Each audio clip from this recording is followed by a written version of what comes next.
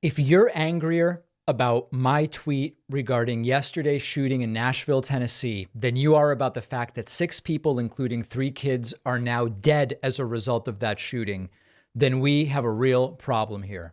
I support people who pray if they want to pray, praying if that's important to them, but it doesn't prevent shootings.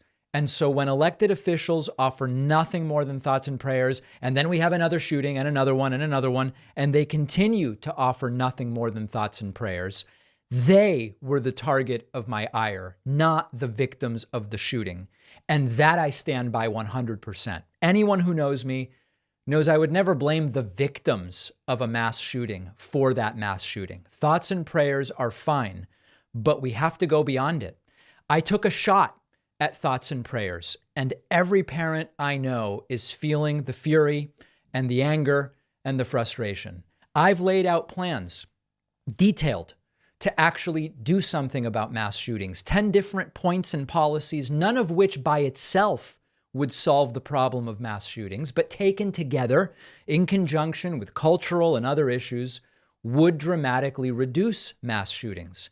I get, not naive, if you're a Second Amendment fundamentalist, it's convenient and easy to go after someone like me who wants gun safety regulations. And we may not make productive progress in figuring out how to solve this problem. Maybe you're part of the group that says there will never be a solution. Mass shootings are always going to happen. They're here forever. And I was almost there for a while. And now I'm back to, we have to solve this. We have to do something about this. And as a parent myself and speaking to other parents, that fury makes a lot of sense. So we should all be mad. I'm mad, but we should be mad about the fact that at this point, as parents and community members and teachers and relatives, seeing what's happening with the deaths of children as a result of guns, taking NRA money is like taking blood money. We should be mad about the fact that a huge number of our elected officials openly say this has nothing to do with guns. Nothing to do with guns? Could it be mental health as a component? Sure, let's deal with it. Could it be the culture surrounding firearms in the U.S.? Absolutely. That's a particular problem with the U.S., but it has something to do with guns as well. And so when is the right time to talk about that and the fact that the thoughts and prayers don't prevent shootings? Is it right after the shooting? Well, no, you're politicizing it. It's too soon. It's not okay. They haven't buried their dead. Well, is it right after the funerals? Is it in a month when they've moved on from this shooting, even though we have 1 or 2 every day, even if they don't make the news?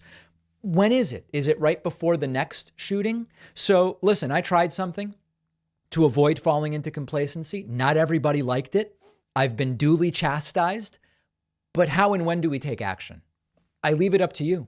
So for everyone who's been reaching out furious with me, if you're willing to actually talk proactively about what to do and find what can we agree on, the lowest hanging fruit that must be done to reduce shootings, I'm willing to talk to you. If you're on the side of making threats, sending me or my family threats, anti-Semitic messages, we probably don't have a lot to talk about. But anybody reaching out in good faith who says, hey, I get that you're angry. I didn't like what you said, or at least initially I misunderstood it, misinterpreted it. Maybe we can make some progress.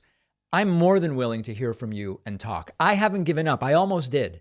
But especially as a parent, how can I say, well, we're never going to solve this problem? We have to solve it or at least try. The tweet didn't work. Okay. From what I understand, from what people of faith, including Christians, realize, that prayer alone isn't working. We have free will. Free will creates consequences in the real world for our actions or our inaction. So what else can we do? Anything we can do to prevent these shootings must be done. Why aren't we trying lots of the things that I've suggested that we haven't yet tried? If we do nothing, nothing will change. That we can be sure of, and that simply cannot be.